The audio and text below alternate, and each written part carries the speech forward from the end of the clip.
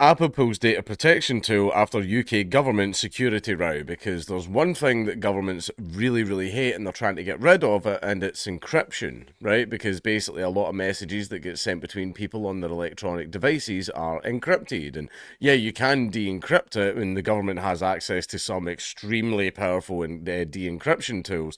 However, that would take an extremely long time with all of the stuff that the government wants to look at, which is everything.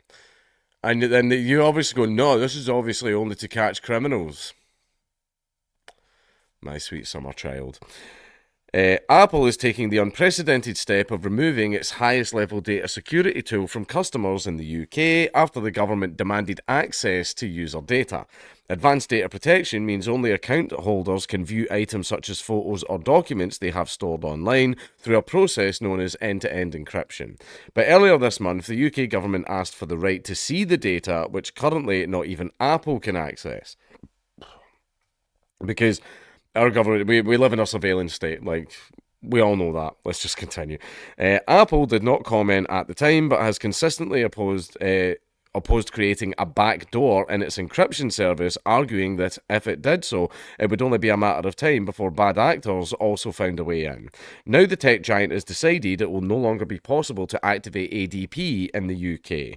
It means eventually not all UK customer data stored on iCloud, Apple's cloud storage service, will be fully encrypted, and the government can go in and access it whenever they want. Oh, but they need a warrant to do that. Again, oh my sweet summer child. Data with standard encryption is accessible by Apple and shareable with law enforcement if they have a warrant. Okay. The Home Office told the BBC, "We do not comment on operational matters, including, for example, confirming or denying the existence of any such notices." In a statement, Apple said it was gravely disappointed that the security feature would no longer be available to British customers.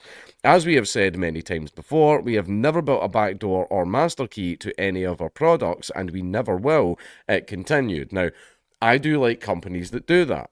Will criminals use such things to get away with crime? Absolutely, yes, they will. But however, even if these big companies don't offer it, there's multiple other services that do, right? Criminals actually tend to avoid using like the big. They try and avoid, like, obviously they'll make burner accounts and everything, but see, for their like main primary communications with each other, they're not going to use Facebook, WhatsApp, blah blah blah, because they directly work with the police. They're going to use things like Telegram, possibly Signal, but maybe mainly Telegram. But there's other ones as well, like what was it, Encrochat, except Encrochat got fucking got, and a lot of people went to fucking prison over that. But basically, yeah, criminals will find a way. They will find a way. They'll always find a way. And they know that as soon as that happens, see, as soon as Apple goes, oh, well, yeah, we're removing that feature, the criminals will just dip. They'll just get the fuck out of Dodge. The same thing happened with Telegram after the Telegram CEO got captured in France, and then all of a sudden, okay, I'll work with police, and what happened was loads of people just dipped from the app. Right, so what's going to happen is the criminals will dip from using iCloud, and then there's no need for it anymore. But that wasn't the point. The government's still going to hold on to that because it wasn't the criminals were the excuse. The criminals were the excuse. They weren't the reason. The reason is the government wants to spy on the standard citizenry to see if there's any naughty little right-wing political dissidents in there that don't like the government importing people to rape your children. Because you're not allowed to not want people to rape your children. If you don't want people raping your children, then you are a racist and a bad man. And you deserve to have no job, or benefits, or a house. Anyway, the ADP service is opt-in, meaning people will have to sign up to get the protection it provides. From 3 o'clock GMT on Friday, any Apple user in the UK attempting to turn it on has been met with an error message. Existing users' access will be disabled at a later date. It is not known how many people have signed up for ADP since it became available to British Apple customers in December 2022. Professor Alan Woodward, a cybersecurity expert at Surrey University, said it was a very disappointing development which amounted to an act of self-harm by the government. All the UK government has achieved is to weaken online security and privacy for UK-based users, he told the BBC, adding it was naive of the UK to think they could tell a US technology company what to do globally. Now, when it comes to my online browsing, it's not criminals that I'm worried about. Like, it's not criminals that I'm worried about. I mean, yeah, obviously everybody's worried about viruses and malware. But like, I'm a YouTuber, right? So I get those emails like, "Hello, sir. Please download Please download this password-protected zip file and then open up the sponsor contract called sponsorcontract.exe. Please, sir. Like, I get that. I just ignore all those. Right, like, in fact, I've got a whole third-party company that does it now, so if any of them want to download and run something, it's them that gets fucked, not me. Right, but that happens, right? But if you're smart enough, you can avoid all that, right? But it's not them that I'm worried about. I'm worried about the same people that the criminals are worried about. I'm worried about the government, right? Because I'm a touch of a political dissident, just a little, and the government doesn't like me because I don't like them. I don't recognise government authority and power. I think the government is illegitimate. I think that they are only here to exploit us and fill their own pockets. That's what I think, which means the government doesn't like me because I keep pointing out all of the bad things the government's doing, and the government doesn't like that. Which is why the government wants to know absolutely everything about absolutely everyone so that they can essentially do a little minority report thing and go after people before they become a problem. That's why I like encryption. That's why I like online privacy. Everybody bitches about the Tor network, and yeah, the Tor network is used for fucking horrible shit. Right, however, but I mean, how am I supposed to find my really, really rare niche drugs? It's the only place you can get them. I'm kidding. I don't do any of that shit. I smoke weed, obviously, but that's it. However, Tor is also used by political dissidents in very authoritarian countries. There are a lot of North Koreans on Tor, for example. There's lots of North Korean sites, and see a lot of the information that we get coming out of North Korea, we get it through Tor. Right, because obviously they're doing their best to keep themselves safe. Because at least over here in Britain, you'll probably just go to prison for a few years. Over in North Korea, if you get caught being a political dissident, oh, I won't go into it. That's a video for another time. But yeah, basically, those services are important because it helps people to sow dissent and rise up against the government. That's why that's very important. The government wants rid of the encryption so that it can nip that shit in the bud and prevent that stuff from happening. That's why the government does not like encryption. The government doesn't like not knowing what you're up to because we live in a surveillance state. Where was I? I go on tangents way too much in these videos. Online privacy expert Carol Robson said she believed it was unprecedented for a company simply to withdraw a product rather than cooperate with a government. It would be a very, very worrying precedent if other communication operators felt they simply could withdraw products and not be held accountable by governments, she told the BBC. Meanwhile, Bruce Daisley, a former senior executive at X, then known as Twitter, told BBC Radio 4's PM programme Apple saw this as a point of principle. If they were going to concede this to the UK, then every other government around the world would want this, which is absolutely true.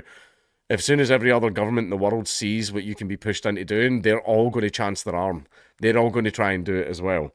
What did the UK ask for? The request was served by the Home Office under the Investigatory Powers Act. Who's in charge of the Home Office again? An old friend of ours from back in the day. Someone who I totally wouldn't rape. Anyway, which compels firms to provide information to law enforcement agencies. Apple would not comment on the notice, and the Home Office refused to either confirm or deny its existence. But the BBC and the Washington Post spoke to a number of sources familiar with the matter. It provoked a fierce backlash from privacy campaigners who called it an unprecedented attack on the private data of individuals. Last week, Will Cathcart, head of WhatsApp, responded to a post on X expressing his concerns about the government's request. He wrote, if the UK forces a global backdoor into Apple's security, it will make everyone in every country less safe. One country's secret order risks putting all of us in danger, and it should be stopped. Two senior US politicians said it was so serious a threat to American national security that the US government should re-evaluate its intelligence sharing agreements with the UK unless it was withdrawn. It is not clear that Apple's actions will fully address those concerns as the IPA order applies worldwide and ADP will continue to operate in other countries. One of those US politicians, Senator Ron Wyden, told BBC News that Apple withdrawing end-to-end encryption backups from the UK creates a dangerous precedent which authoritarian countries will surely follow. They 100% will. They 100% will now that they've seen this. Senator Wyden believes the move will not be enough for the UK to drop its demands, which would seriously threaten the privacy of US users. In its statement, Apple said it regretted the action it had taken. Enhancing the security of cloud storage with end-to-end encryption is more urgent than ever before, it said. Apple remains committed to offering our users the highest level of security for their personal data and are hopeful we will be able to do so in future in the UK. Rani Govender, Policy Manager for Child Safety Online at the NSPCC, said it wants tech firms like Apple to ensure they are balancing child and user safety with privacy. As Apple looks to change its approach to encryption, we're calling on them to make sure that they also implement more child safety measures so that children are properly protected on their services, she told BBC News. And that's a very, very interesting thing, because the main thing that the government always says when it comes to like encryption and private file services is, oh, think of the kids, the nonces will use this. We're trying to catch these really, really naughty nonces. Are you now? Really? Rotherham and Telford and all that, who you kind of allowed to operate for fucking decades, and all the cases of guys getting caught with terabits and terabits of the fucking cheese pizza, and they're getting let off with like an 8-month protection order, or that one guy who was allowed to remain in the country because his wife couldn't speak English and his family would suffer really, really badly. So even though he literally raped a child, he wasn't sent to prison. Yeah, you really care about catching the nonces, and I'm absolutely certain that this is you getting rid of encryption. That's totally why. Yeah, that's totally why. Because you're working so hard to put them all away for a very, very long time, aren't you? You fucking dirty lying bastards. The UK Children's Charity has says that end-to-end encryption services can hinder child safety and protection efforts, such as identifying the sharing of child sexual abuse material. I've spoke about this before, by the way. And this is a horrendous thing that this exists, but I understand why it exists. Basically, every single piece of CP that's ever been found is all stored on one massive mother server somewhere. And all of the social media companies have access to it. Now, anytime you upload any image, if you're just posting a tweet that's a funny meme or just anything like that, right, or you're posting something on Facebook, anytime you post any image or video, it gets instantly cross-referenced with this server to basically identify if it's CP. And it's basically a really effective way, so if someone tries to post that stuff, like the social media companies reference it against this server and go, nope, and like shut that stuff down immediately. It also helps them notify if anybody's trading it in private in DMs, because it does it in DMs as well. You post a picture in DMs, that picture gets cross-referenced with that server. Now, it's very, very horrible that such a server exists. However, I understand why it exists. It also pings the account and the IP address and blah, blah, blah, and then all of that gets passed on to law enforcement, where they can sit there and aggressively do nothing.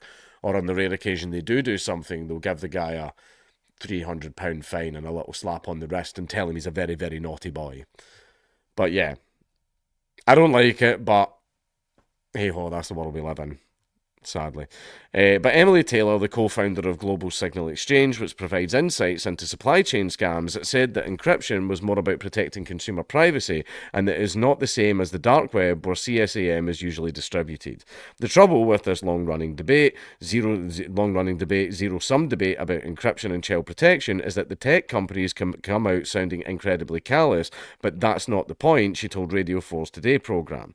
Encryption is something that we use every day, whether it is communicating with our bank, whether it's on messaging apps that are end-to-end encrypted. Encryption is a form of privacy in an otherwise very insecure online world. The row comes amid growing pushback in the US against regulation being imposed on its tech sector from elsewhere. In a speech at the AI Action Summit at Paris at the beginning of February, US Vice President J.D. Vance made it clear that the US was increasingly concerned about it. The Trump administration is troubled by reports that some foreign governments are considering tightening the screws on US tech companies with international footprints, he said. Now, basically, encryption is very, very, very important, especially when you have an authoritarian government. Right, there are already measures in place in regards to the CSAM stuff, although I will admit when it comes to the actual fucking sentences, the police are just not fucking doing enough. Right, but as we all know, when we see how the government actually approaches, genuine fucking nonsense, they're not doing too much. So the fact is, yeah, shut down your encryption. It's so that we can totally catch the nonsense. It's bullshit. It's bullshit. They want to spy on their citizenry. That's what they want to do.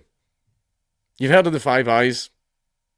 Five Eyes, which I believe is Canada, America, Britain, New Zealand, and Australia. I think it's them. Don't quote me on that. But basically, it's totally illegal for you to spy on your own population. But not if you hire another country to do it. And then you do the same thing to their citizens and pass that information along. The Five Eyes is a conglomerate to help. We're just basically forming a little gang so that we can all protect each other. From what? Your own fucking citizens, apparently.